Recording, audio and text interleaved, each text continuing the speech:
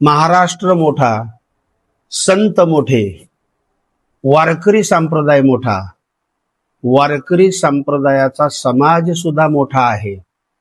म्हणून काही धनदांडगे आणि वारकरी सांप्रदायिक द्वेष्टे काही ठराविक लोकांना हाताशी धरून धनमान देऊन आपलं वेगळं मत मांडण्याचा प्रयत्न करतात.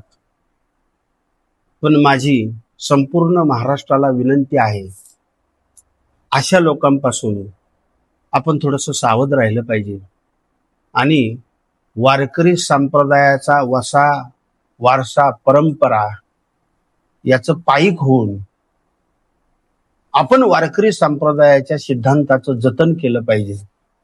महाराज एके ठिकाणी सांगतात, ते साधे कष्ट नाहीत, पाहे पा ध्वजेचे चिरमुट, राया जतन करिता कष्ट.